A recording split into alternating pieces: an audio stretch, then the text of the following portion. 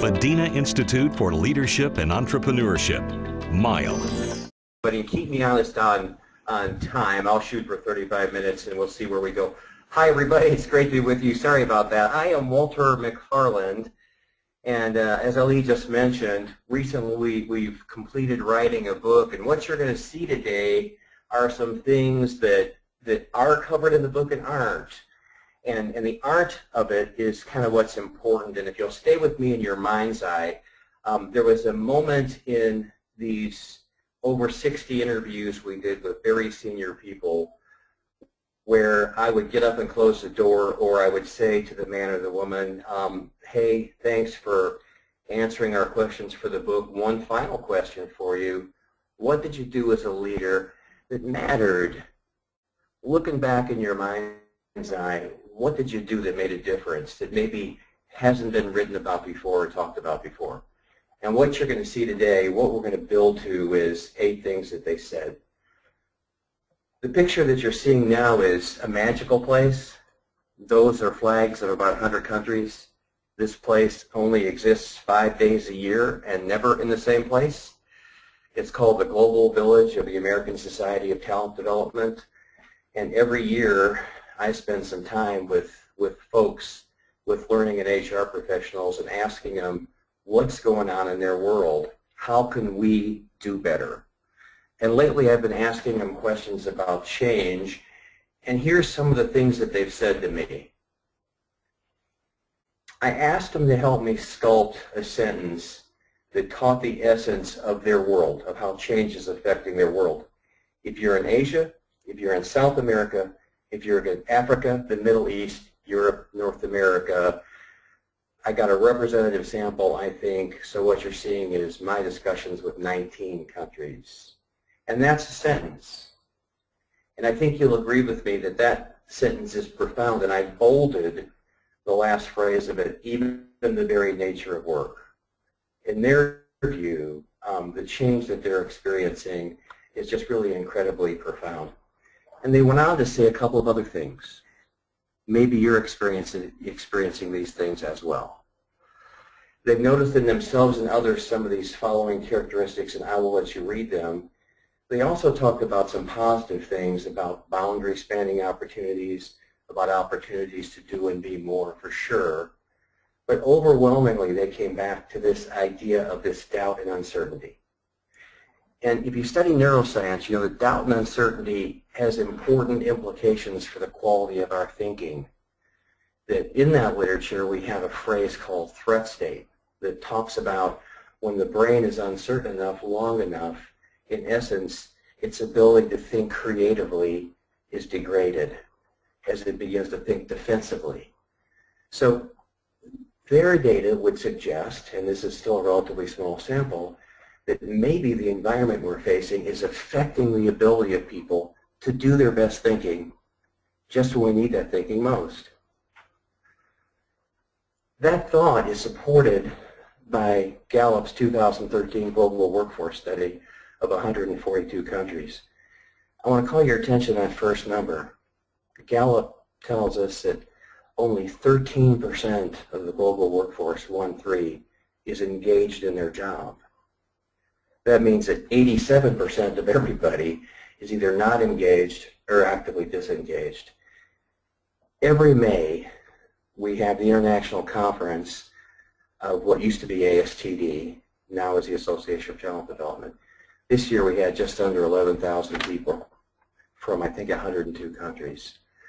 In one of those sessions, one of those many great sessions, we had 1,000 people in a room. And a lady from the Conference Board organization was talking about their data. They have the best CEO survey in the world. They have all other kinds of great data. And a Gallup executive was present too. And we started talking about live, in the presence of these 1,000 people from around the world. This data, I was invited to participate in that. And as we worked around back and forth talking about the why of it, and if we wanted to do better with coping with change, with being sure people aren't overwhelmed by change and stay engaged, where would the place to begin? And universally, we came up with the idea that leadership is the place to begin. That the first step in in performing change better is leading it better. My global context also talked about the fact that if that isn't tough enough, change is changing. It's accelerating. It's getting more complex. And in the organizations that I interviewed, and there are most of them before your very eyes, I asked questions about, is it continuous now? Yep. Is it becoming more complex? Yes. Are you satisfied with your ability to deal with it? No. What's the most important factor in leading change, in performing change? It's leading it.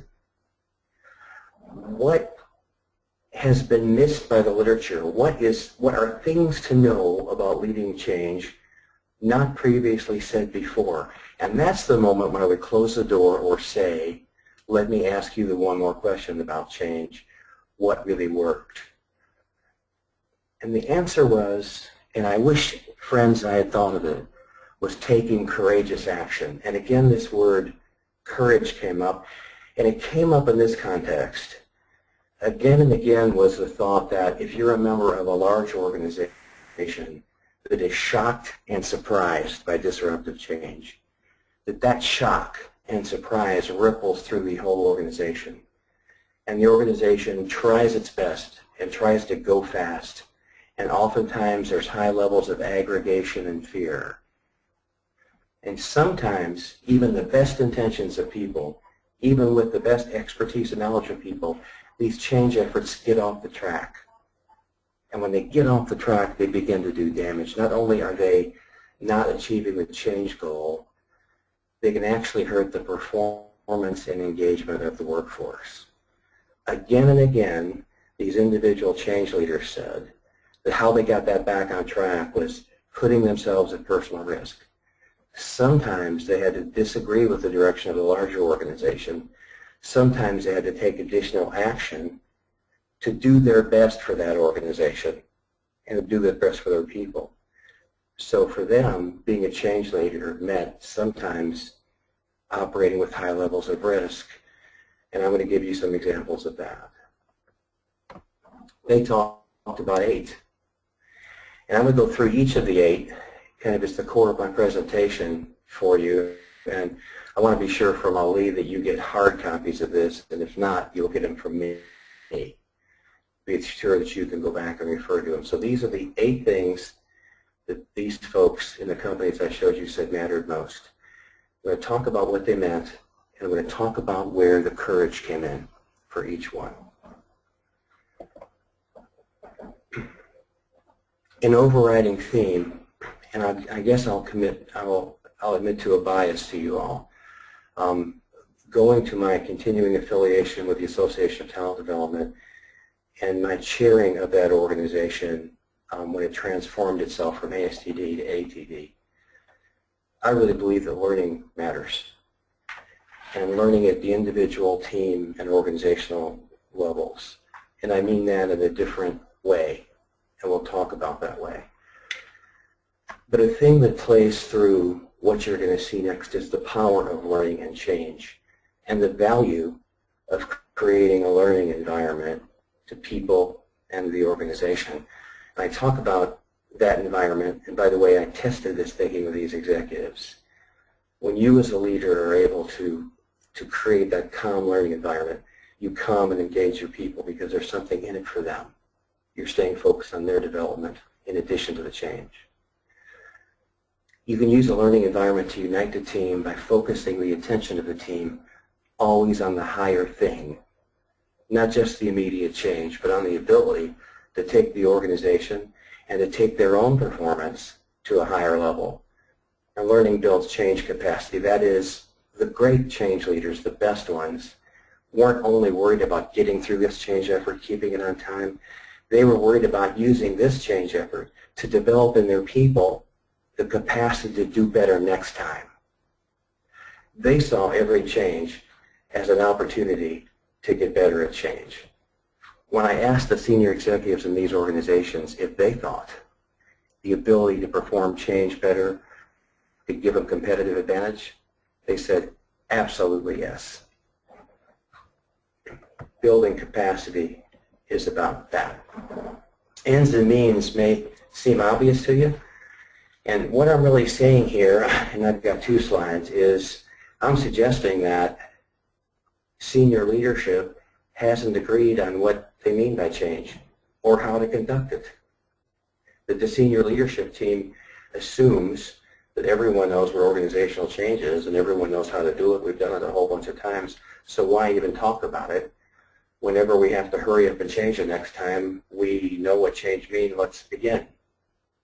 No data supports that 10 or 15 senior leaders sitting in a room agree what change is or how to conduct it. In fact, the data says that their personal experiences with change is so different that they all see it differently. So when a CEO says, hey business unit leaders, hey executives, let's begin to kind of go do change, everybody nods, they all know what it means.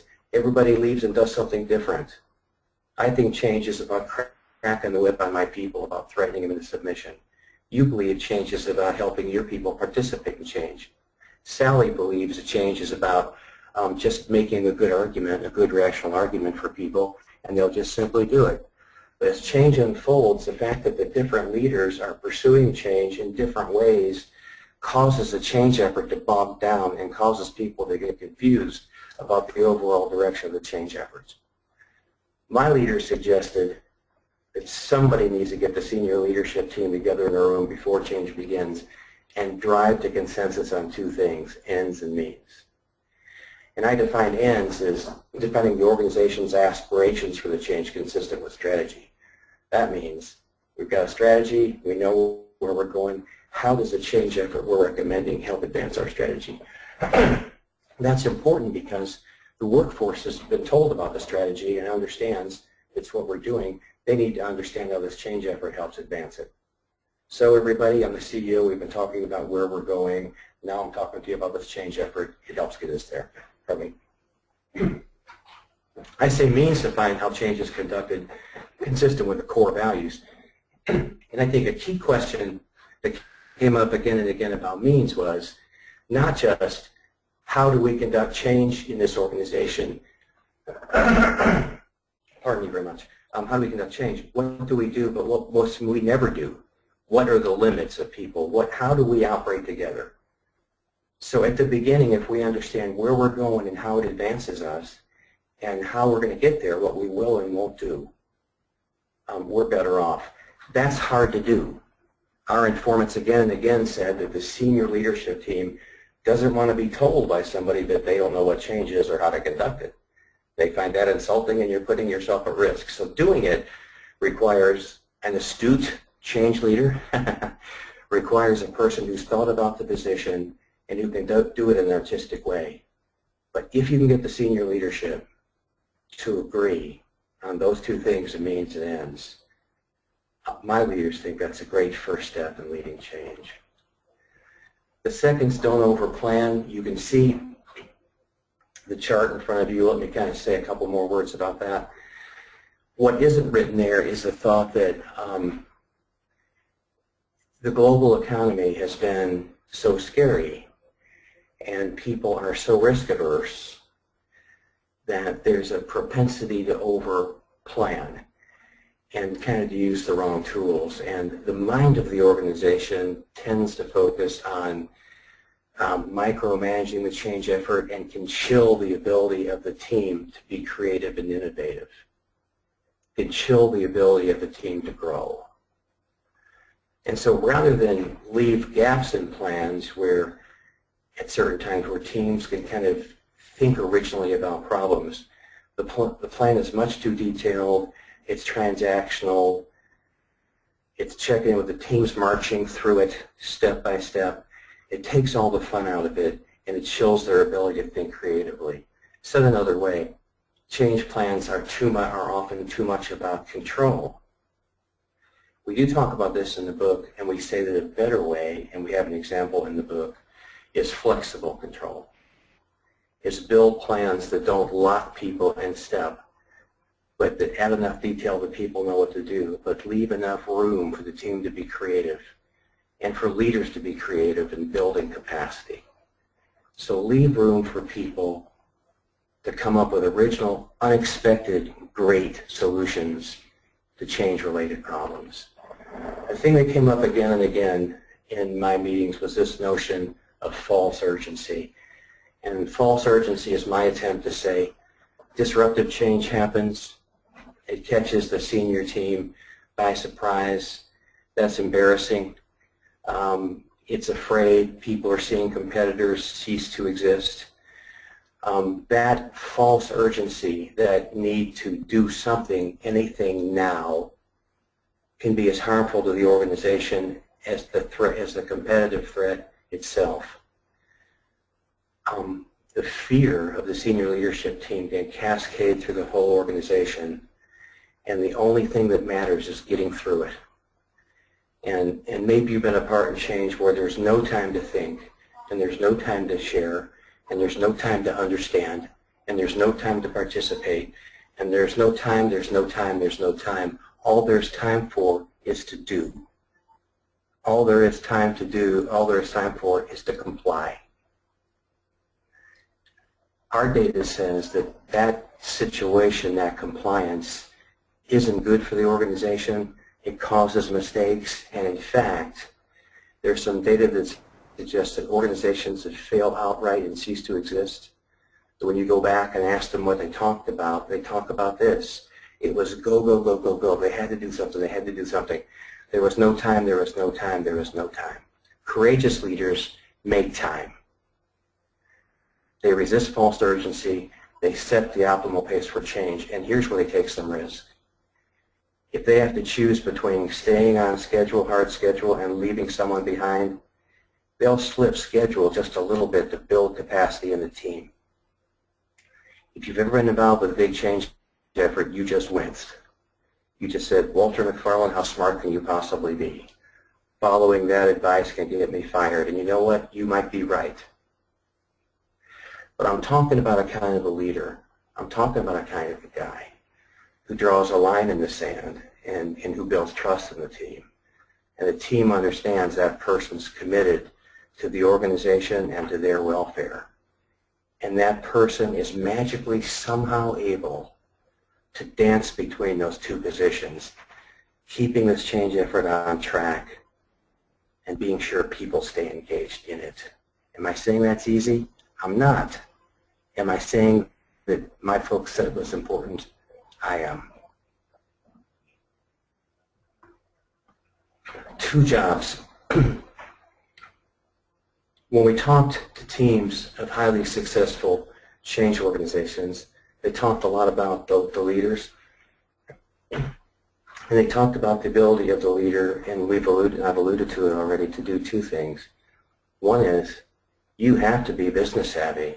You have to understand the cost, schedule, and performance of a change effort and keep it moving forward. You have to do that. You have to demonstrate business effectiveness, no question. But simultaneously with that, the great change leaders are also able to keep their whole team involved and more. And the more is, they understand from a learning perspective that the anxiety and fear associated with change can be a real opportunity. In adult learning theory, we have this concept in transformation theory called the disorienting dilemma. And it says that when we're ill at ease and we're anxious, there is an opportunity for enhanced learning if that is led well. This is about the leading well of that. This is about understanding, hey folks, we got to keep on track with that, and also understanding that there's an opportunity here for us to grow together. And I'll say that more directly. And so you as this leader doing two jobs would have looked at the performance assessments perhaps of the members of your team.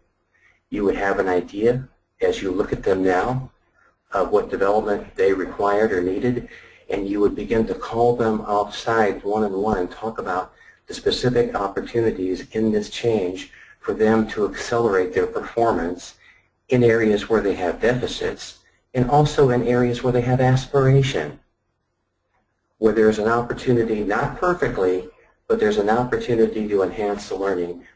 But once again, we get to this conversation between you and the change leader and a direct conversation with individuals on your team, not just about the change, but about their important role in it and the opportunities for them in it as well. And this relates to the point about keeping yourself in the middle. And when I ask people, well, what about leadership of great change isn't written anywhere because everyone says it's important. I mean, what's new here? That's how the word courage came up.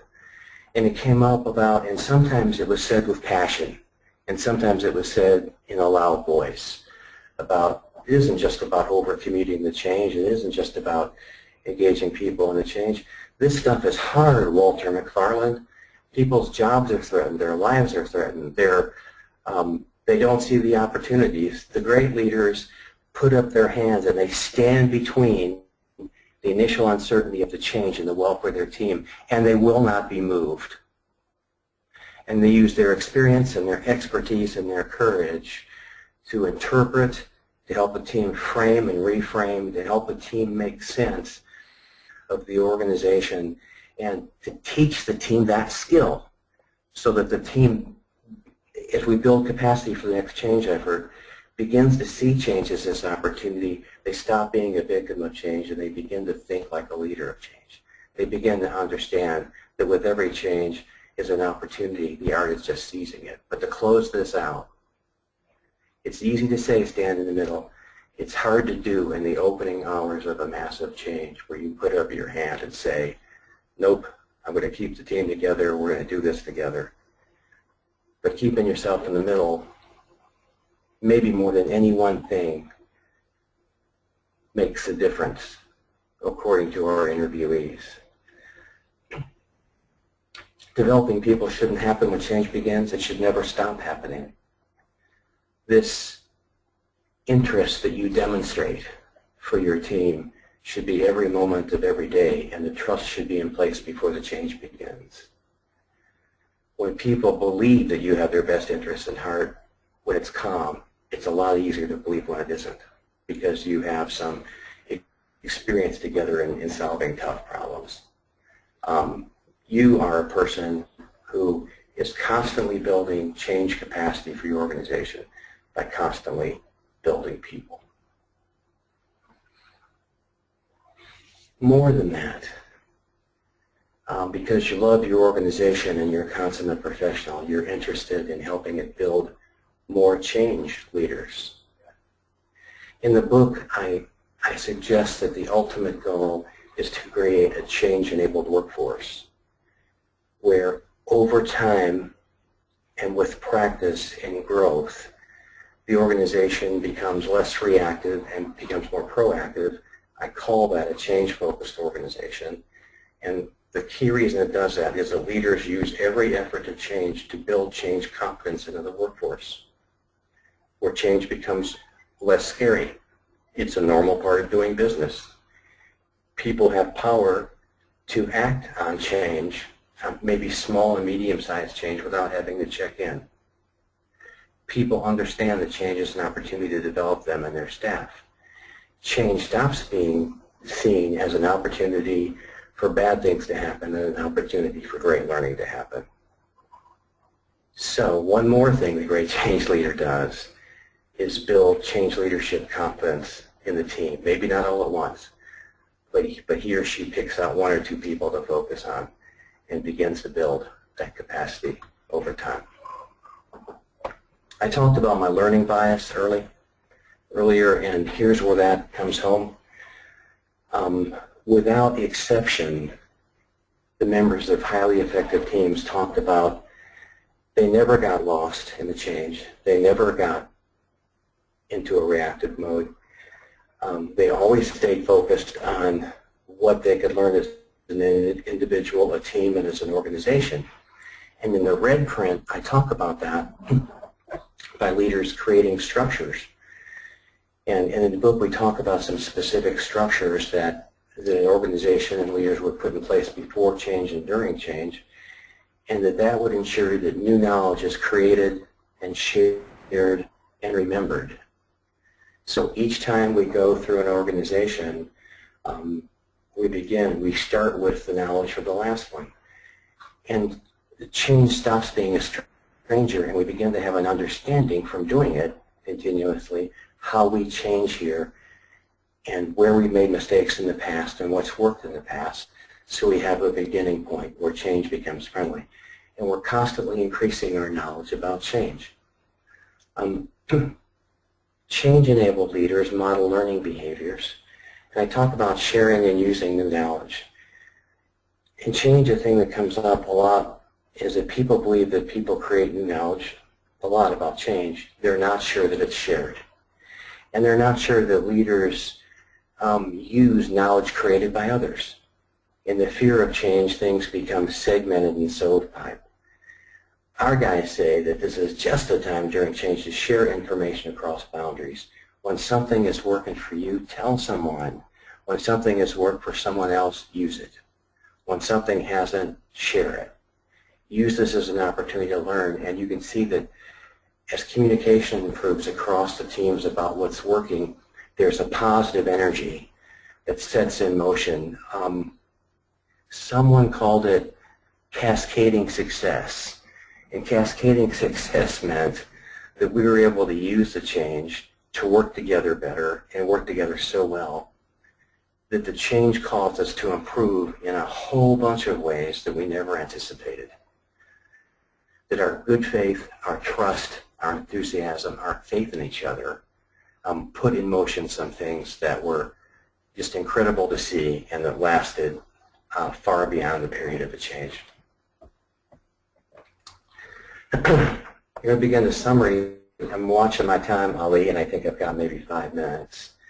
So here's my summary of the 8, and where you look at defined means and ends. What does a change leader do? And just stay with me for a second. Set this, be sure a common direction is set. Create plans that aren't too overstructured, that also foster original thinking. Don't get lost in the urgency of change. They're not driven by change, they drive it. They do those 2 jobs. They're a great business guy, they're great at investing in people. They put themselves in the middle. They're always developing people. They're creating a change-enabled workforce. They're using every opportunity to build change competence into the workforce. And they create structures that create, share, and remember new knowledge. In a few cases, we're able to get some consensus on, large multinational change effort, what teams did particularly well. And let's get them in a room and ask them about what it looked like, what that felt like to be a part of that team. And I like to tell you that we did 1,000 of those. We didn't. We did 2 or 3. I've done others in my life. But looking at what was said about what made a great change team great, several things came up again and again. One of them was that they felt a sense of urgency about the change effort, but it wasn't false urgency. They knew that this was really important to the organization, and it really mattered that it was worthy of their best thinking. Related was the idea that there was an opportunity here to do something more than the change, to do something more than become more competitive in the market segment, but to make the organization and its people greater. The change afforded an opportunity for them to affect the destiny of the organization in a way that they never would have been able to otherwise. They got that it was urgent. They got that it was a great opportunity. Secondly, they remember that they operated together with high levels of trust and that felt real good. And that one of the things they say about trust isn't just that it feels good, but is all the time it saves. And that when they're not worried about watching their back, or when they're not worried about the motivations of others and they begin to act, it frees the team in kind of a force multiplier effect. They're able to do way more than they've ever been done before. And by the way, that trust carries over after the change effort and causes the work unit to be more effective forever than it ever would have been going forward. So they talk about trust. They talk about leadership, and often first. And they talk about, having thought about it, They now understand that leading this effort was harder than they ever would have imagined. And looking back on it, they understand efforts that the leader took that they didn't understand at the time, things like developing them continuously and staying in the middle, and the extra work the leader was doing to make things happen going forward. And they say that the net result in their personal and professional lives of a great change leader, and I'll tell you that sometimes this conversation gets emotional right about here. Sometimes there's a little bit of tear going on, was that the change effort led by this leader was able to build in them competence beyond anything they would have expected. They now had abilities they would have developed no other way except for going through the crisis of this change led by this guy. So the leader was able to create this learning environment that made all the difference to the team.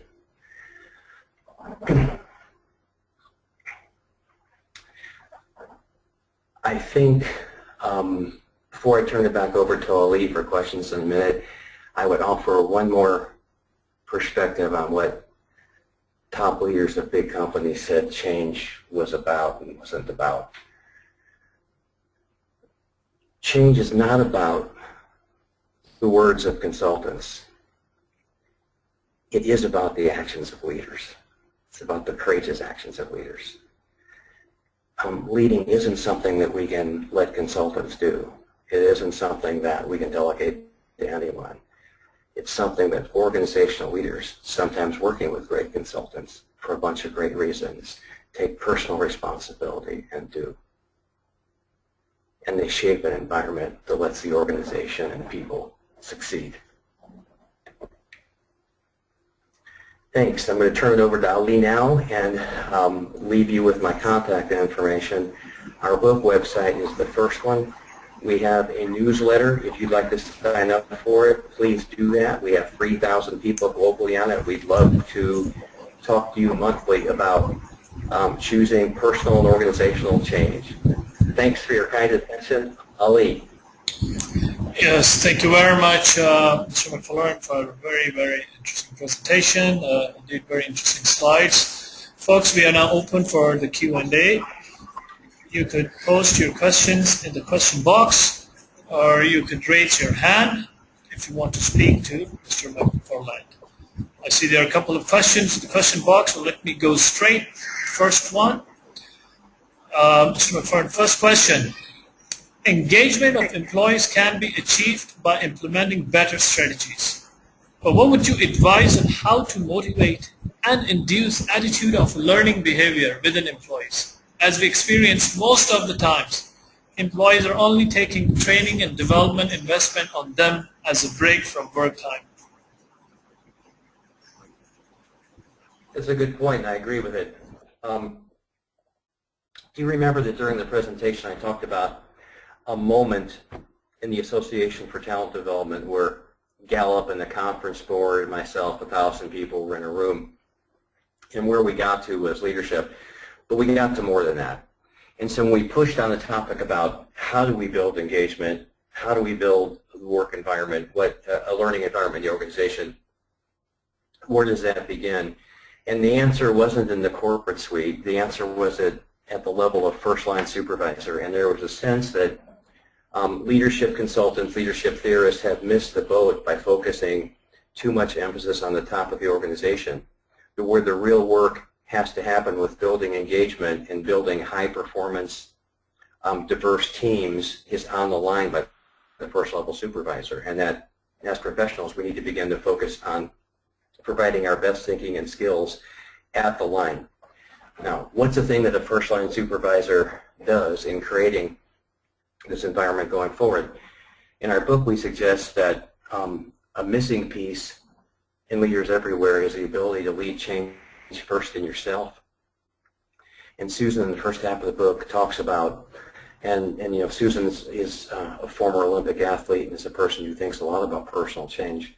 This business about modeling the change that you want to see in the organization, even at the work unit, and being sure that you yourself as a leader are clear, that you're demonstrating all the learning environment, all the engagement behaviors. You're reaching out to people. You're talking to people about the bigger culture. You're engaging people at where they live about their own aspirations. Heck, you take the time to know what their aspirations are and use that personal relationship in your example to begin to build some inspiration to engage not just in the organization, but in managing their life and managing their career. That was a long answer. I apologize. Ali? Yeah, very well. Let me move to the next question.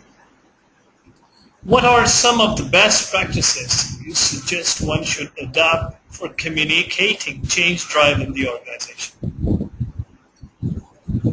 Yeah, this is going to be another long answer, but I'm going to ask your patience. I talk about this a lot in the book, and I talk about it from a neuroscience perspective.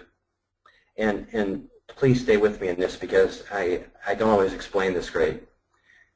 But I suggest that from my exposure to neuroscience, what I'm going to call neuromanagement, that's moving neuroscience in organizations, that we've missed the boat on communication, and that many of the ways we communicate change or seek to not only are ineffective in convincing a human brain, they're irrelevant.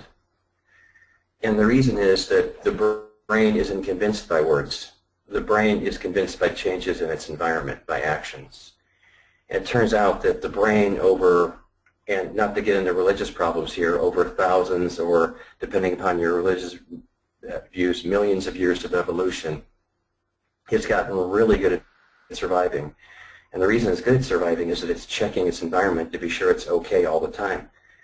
Well, now in the last 150 years, the brain finds itself in these modern organizations, but it has millions of years of practicing at checking with its environment. It's checking with its environment over 100 times a minute. It's multiple brain systems are engaged in making a decision about what to do about it, whether or not to resist, what to do. From the standpoint of the brain, leaders or consultants showing up and trying to convince or threaten or cajole, it's almost like I visualize it as the lips are moving, but no words are coming out because the brain is totally focused on changes of its environment because that has worked for it. That's why it survived. I think that a big part in communication is not done by consultants, not done by communications experts. It's done at the work unit by these leaders that have the trust of the work team. And one of the reasons I suggested that leaders do two jobs and that they stand in the chaos is I want leaders to demonstrate with their actions their ability to shape environments during change. Their actions are speaking to the brain of their team, are communicating to the brain more than their words ever could. They're demonstrating with the brains, they're taking action, they're creating this environment, they're doing some things. And then their words become complementary about the opportunity of the change, the personalization of the change, the opportunity to do something bigger than the organization could ever have. But the convincing words only happen after the enabling action. Ali? Very well answered. Thank you very much. Another one, interesting one. Okay, maintaining the energy and enthusiasm of employees throughout the change journey is quite a challenge, as employees are demoralized and uncertain about their own future. How can leaders maintain emotional and honest relationship with employees, considering bold decisions may be required to take to even identify and announce redundancies? Yeah, I think that question is so well stated that I'm going to see if I can move it and use it with attribution. We use a 5-part model to talk about change in yourself and change in the organization, and we talk about this question under the chapter called Desire, how you maintain it. That may be, I'd love to say, you do these 3 things and you've got it. Can't. that may be the most difficult and the thing that may approach impossibility of all the things that we do, because we're talking about large-scale change, 90, 180, 150. I was involved with a change that went on for 2 years going forward, and this ability day in and day out to maintain high levels of energy and high levels of trust was difficult. Going back to some of the recommendations I made, I want to call your attention to them one more time and hope that you think they're relevant. And so I've talked about developing people continuously even before the change, where you have trust and they believe you and they believe that you care is a good thing. Putting yourself between the uncertainty of the change and helping the team understand it and make sense of it seems to make sense to me in maintaining high levels of engagement. The opportunity to do something for the organization's destiny, to do the higher thing together, is something that people get enthusiastic about and stay. The opportunity to seize change, to develop skills in themselves that make them better in the current organization and more marketable in the next, helps people stay engaged.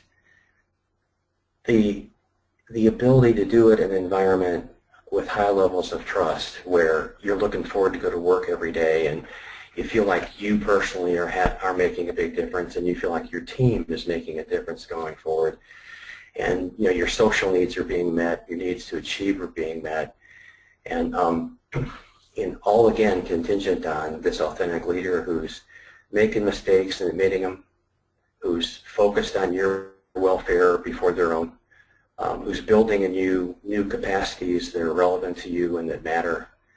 So it's a combination of those things artfully integrated and applied that I believe and hope can make a difference in building and maintaining desire and engagement. I hope you agree with that. Is it a perfect answer?